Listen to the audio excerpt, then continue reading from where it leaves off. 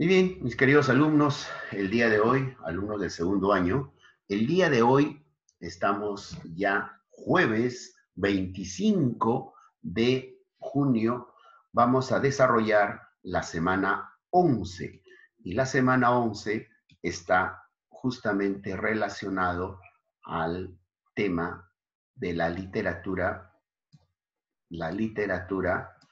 eh, clásica, la literatura latina clásica o la literatura romana. Entonces, quiero explicarte por qué la literatura latina clásica o la literatura romana. Ya les había comunicado a ustedes de que literatura latina es por el idioma, por el latín que los romanos hablaban. De ahí viene la denominación latina. De ahí viene la denominación latina.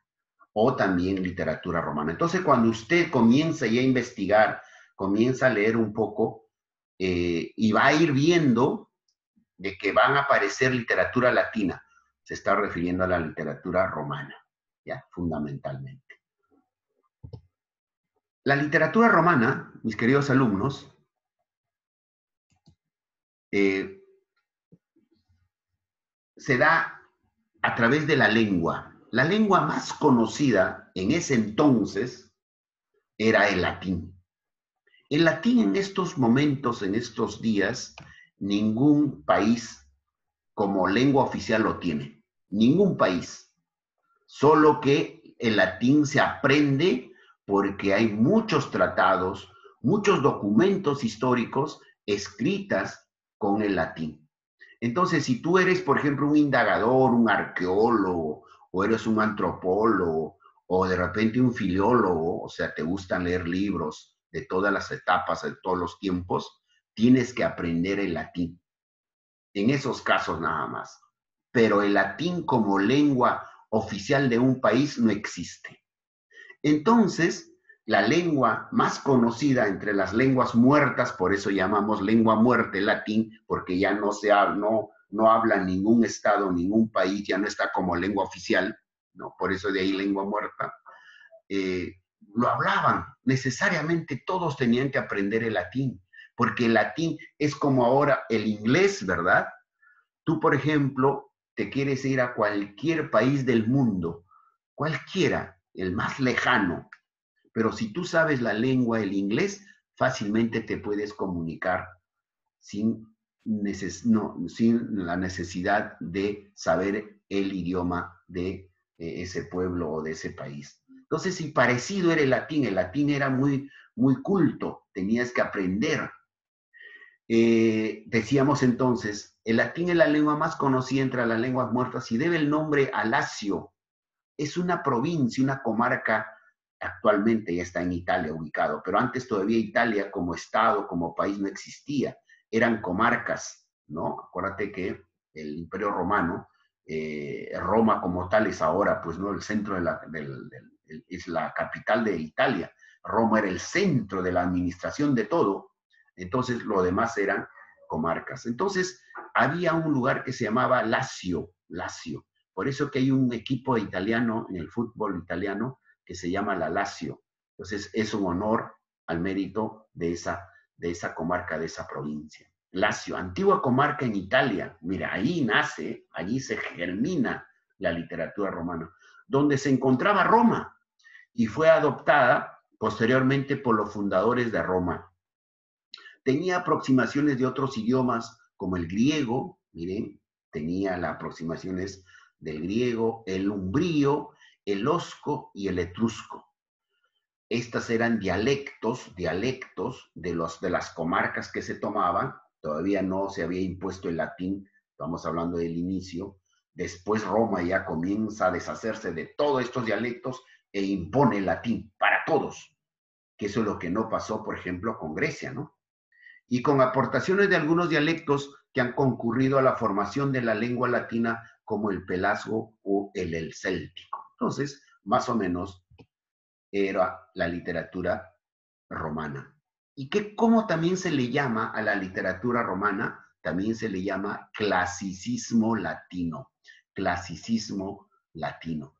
Miren, por ejemplo, acá, chicos, tenemos, por ejemplo, el clasicismo latino también es conocido muy particularmente a la literatura latina o a la literatura romana. Clasicismo, así se escribe, clasicismo latino.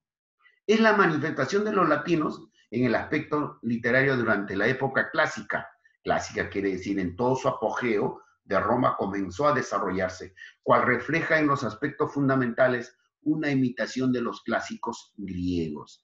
En otras palabras, quiero decirte, mis queridos alumnos, que la literatura latina o romana copió de los clásicos griegos. Copió, imitó de los clásicos griegos. Casi Roma no creó nada. Lo poquito, pero mayormente todo era imitación de los griegos. ¿Cuáles eran las características de la literatura latina o romana? Sobresale el afán práctico y utilitario. No era tan enrevesado, no era tan complicado como los griegos, ¿no? En cambio, la literatura latina es práctico y utilitario. ¿Por qué? Porque ellos decían, lo que me tiene que servir es la que tenemos que desarrollar. Fue el principal vehículo de transmisión de la literatura griega, ¿se dan cuenta? Entonces, la literatura latina o romana solamente sirvió de transmisión de la literatura griega. Hicieron de que siga vigente la literatura griega. Gracias también a ellos, ¿no? Como imitaron y tomaron todo su desarrollo de la cultura grecia. El desarrollo de sus géneros fue anormal y artificial en relación a Grecia. Claro, Grecia eran muy ordenaditos. ¿Te acuerdas primero lo que era el épico narrativo? El épico, a Homero sobresale allí.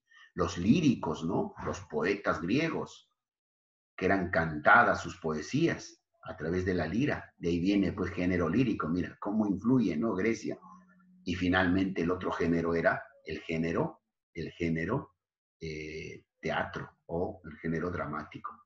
Entonces, a través de eso se va dando ello. Surgen primero la prosa y el teatro, o sea, un poco desordenado, y luego la lírica y la épica, más o menos de esa forma. Otra de las características era la lengua de expresión literaria fue el latín.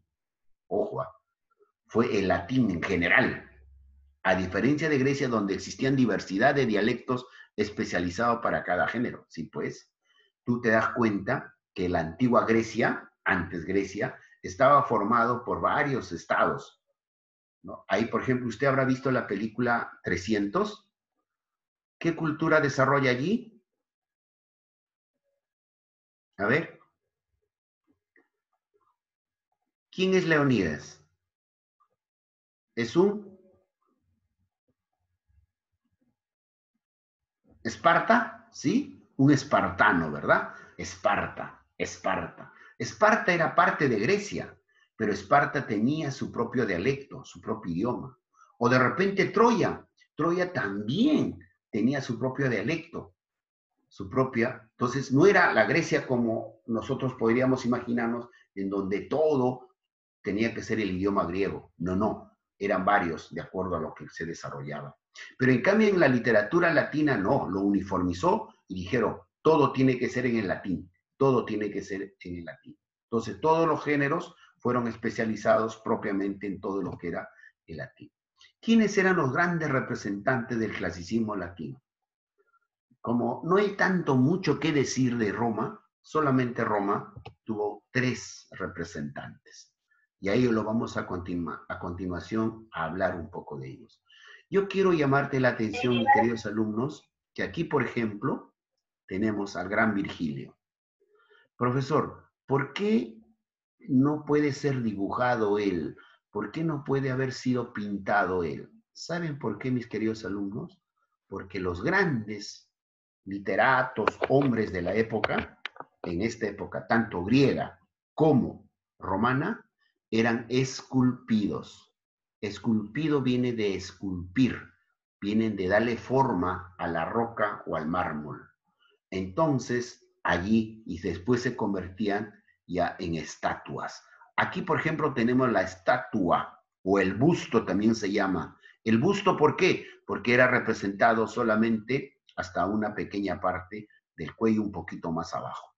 En cambio, la estatua ya era todo completo, el cuerpo humano. Pero acá, por ejemplo, tenemos el busto, el rostro del gran Virgilio. Así más o menos le dieron forma a él.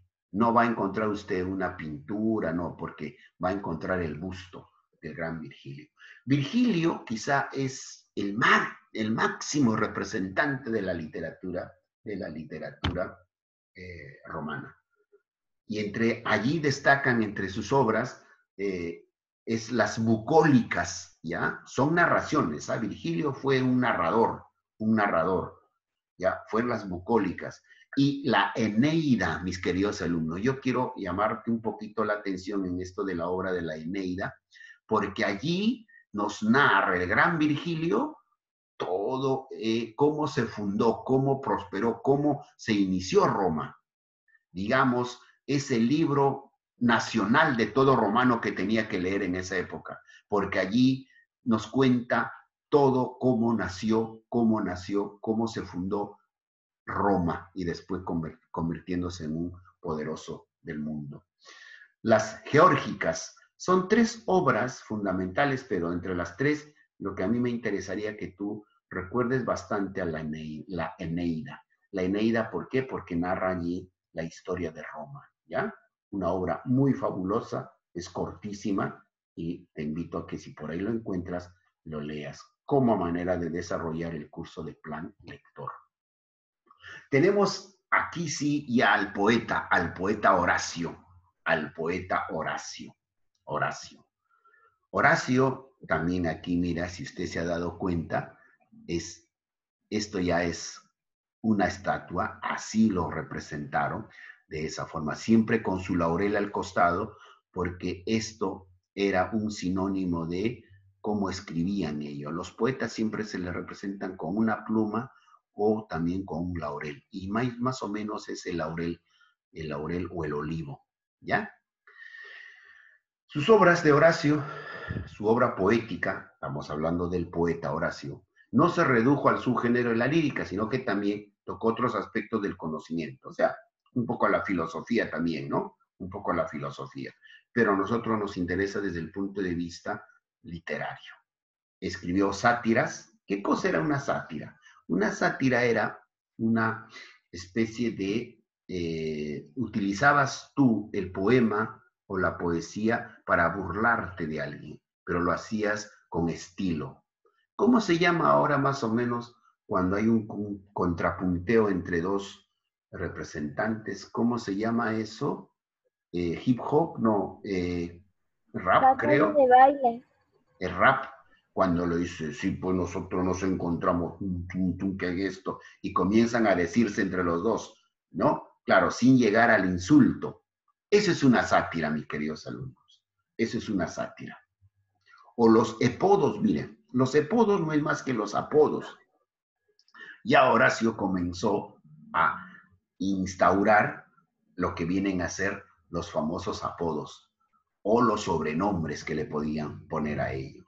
Y las otras son odas, son pequeñas composiciones literarias, pequeñas, pero todo eran a manera de poesía, lírico. Y las epístolas, el gran Horacio ya lo introduce. ¿Qué cosas eran las epístolas? Las epístolas eran las cartas que se escribían. Entonces, cuando ya escribían las cartas, a eso también se le conoce como epístolas, pertenecía también ya al género lírico. De ahí el gran Horacio, su aporte. O sea, todas las cartas los une y los convierte también en género lírico. Y la más conocida, mis queridos alumnos, y aquí está en el latín, este es el latín, Epístola ad Pisones, así, Epístola ad Pisones, este es en latín, esta es quizá la obra que él ha escrito, esta carta, ¿no? Esta carta. Carta de Pasiones, así estaría interpretándose o traduciendo. Carta de Pasiones, que es la obra fundamental de Horacio en este aspecto. Y al otro representante lo tenemos a Ovidio. Entonces ya hemos visto a Virgilio, ya hemos visto a Horacio, ahora a Ovidio. Ovidio. De entre la producción literaria de Ovidio tenemos principalmente pequeños cortos. Por eso ya aparecen 5, 5, 9, 10, 10, 10, 12. O sea, vienen de 5 versos. Ahora te voy a explicar. Amores escribe entre 23 antes de Cristo y 8 antes de Cristo. La Metamorfosis, cuidado, esta obra no vayas a equivocarte, porque la Metamorfosis también más adelante lo escribe el Franz Kafka, que eso no tiene nada que ver. Ya, esta sí lo escribió Ovidio, la Metamorfoción, ahí está en latín, ¿ve? 8 antes de Cristo, Arter de Mar, más o menos aquí. Heroidas, te decía que sus obras de aquí, su producción literaria eran cortísimas. Heroidas era una composición literaria de 5 versos. Tú ya sabes qué son versos, ¿verdad? ¿Qué son versos? Renglones. Muy bien. ¿Quién contestó? Manuel. Manuel, muy bien, Manuel. Manuel Sánchez. Anótame Génesis para ponerle su nota al final. Ya, por favor. Claro. Cada renglón de un poema o de una poesía o una oda es un verso. Entonces, Heroidas tenía 5 versos, o sea, 5 renglones. Remedia Amoris, 5 también. Ibis, 9. Tristia, 10. Todo estamos hablándole casi en latín. Epistola Expont, 10. Y Fastos, ya 12. Más o menos eran composiciones pequeñas en las que el gran Ovidio aportó en su época. Y ahí lo tenemos al gran Ovidio en su famoso busto representado. Bien, mis queridos alumnos, en conclusión, podemos decir de que la literatura latina, primero, fue tránsito, continuó la literatura griega. Se encargaron los romanos de traer casi todo. Lo fundamental de aquí es, podríamos decir, solamente a Virgilio. Virgilio fue el único que trasladó, creó cuando escribió la fundación de Roma, o sea, de Roma, cómo se inició. Y eso en su obra, la Eneida. ¿Estamos claritos? Después casi todos han sido copia de la antigua Grecia. Y si ustedes se han dado cuenta, casi teatro no han habido. El teatro, ¿quién lo desarrollaba? Los griegos, que han sido llevados, ¿no?, a Roma. Entonces, los que más o menos tienen un poco de autenticidad han sido estos 3 nada más. Virgilio, Horacio y Ovidio, los 3 literatos latinos. Bien, queridos alumnos, ¿alguna pregunta, por favor? Porque ya de esa manera estamos terminando la clase.